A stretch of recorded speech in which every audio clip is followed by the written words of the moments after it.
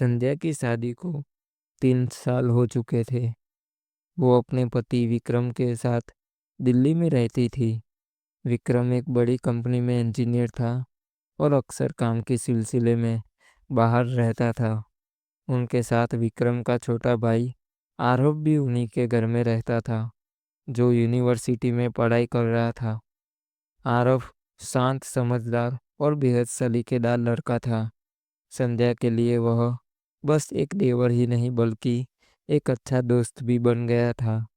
घर की रौनक कहीं न कहीं उसी से थी।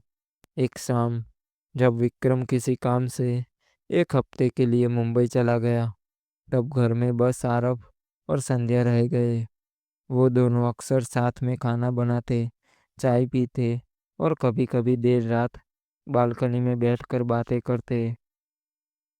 एक रात बारिश बहुत तेज हो रही थी, बिजली चली गई थी और घर में मोबाइल जल रही थी, मोमबत्ती जल रही थी। संध्या ने सफ़ेद सूती साड़ी पहन रखी थी, जो हल्की बारिश में भीगकर उसकी तन से लिपट गई थी। आरव की नज़रें उस पर अनायास टिक गई और संध्या ने पहली बार उस नज़र को महसूस किया। तुम्हें सर्दी लग जाएगी, आरव ने धीरे से कहा। संध्या मुस्कुरा दी। तुम भी तो गीले हो, जाओ कपड़े बदल लो। आरव उठा, लेकिन कुछ कदम चलकर रुका और पीछे मुड़कर देखा।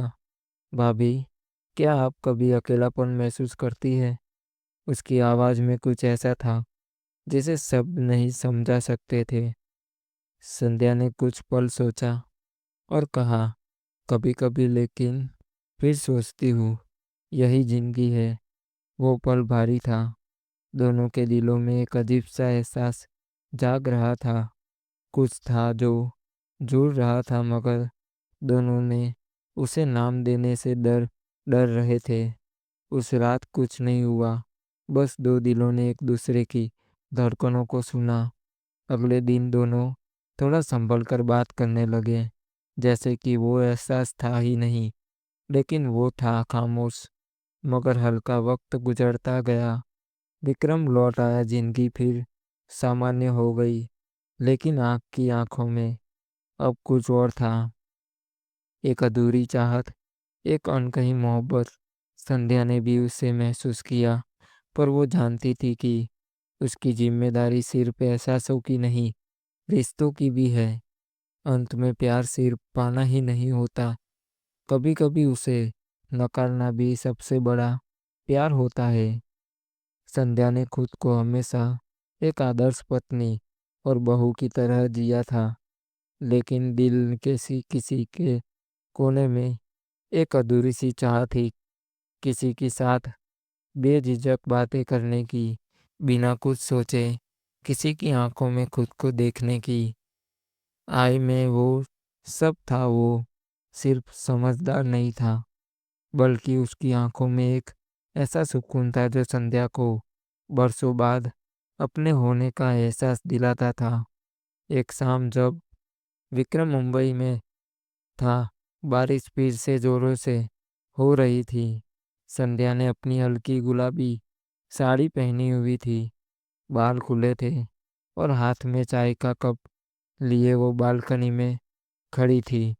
आरव ने पीछे से आकर उसके कंधे पर शॉल डाल दी। बारिश तुम्हें और भी खूबसूरत बना देती है भाभी, उसने हल्की मुस्कान के साथ कहा। संध्या का दिल एक पल को थम गया। उसने उसकी तरफ देखा। तुम्हें ऐसे बोलना नहीं चाहिए। और तुम्हें ऐसे देख। संध्या बैठी किताब पढ़ रही थी और आरव उससे निहार रहा था। भाभी, उसने धीरे से कहा, अगर हम पहली बार किसी अजनबी की तरह मिलते तो क्या आप मुझसे प्यार कर पाती? संध्या संध्या की कुछ पल तक उसकी आंखों में देखा। शायद अगर तुम ऐसे ही मुस्कुराते तो शायद दिल हार ही जाते। आरव धीरे से पास आया। संध्या की धड़कनों की रफ्तार बढ़ रही थी। उसने किताब बंद की और आरव की तरफ देखा। आरव ने उसका हाथ अपने हाथ में लिया। मैं जानता हूँ ये गलत है, पर जो महसूस करता हूँ वो झूठ नहीं है। संध्या ने अपना चेहरा झुका लिया। और जो हम नहीं कह रहे वो भी सब सबा है। फिर एक पल के लिए वक्त रुक गया। आरब ने धीरे से उसके गाल पर हाथ रखा और फिर उसका चेहरा ऊपर उठाया। संध्या की आंखें भीगने लगी और अगली ही पल आरब ने उसके होठों को हल्के से छू लिया। वो किसी आँख की तरह नहीं थी, वो एक खामोशी इस हार था।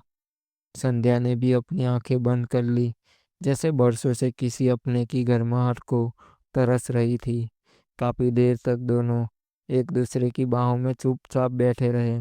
बारिश की आवाज, दिल की धड़कन और मोमबत्ती की रोशनी, सब कुछ मिलकर एक सपना सा महसूस हो रहा था। हमें ये सब रोकना होगा, आरब संध्या ने फुसफुसाकर कहा। मैं जानता हूँ, लेकिन आज की ये रात मेरी जिंदगी की सबसे खूबसूरत याद बन गई। आरब बोला। अगले दिन दोनों फिर से अपने अपने किरदारों में लौट आए, लेकिन उस रात का एहसास। दोस्तों, ये कहानी कैसी लगी कमेंट करके ज़रूर बताना और चैनल को सब्सक्राइब करना मत भूलना। धन्यवाद दोस्तों।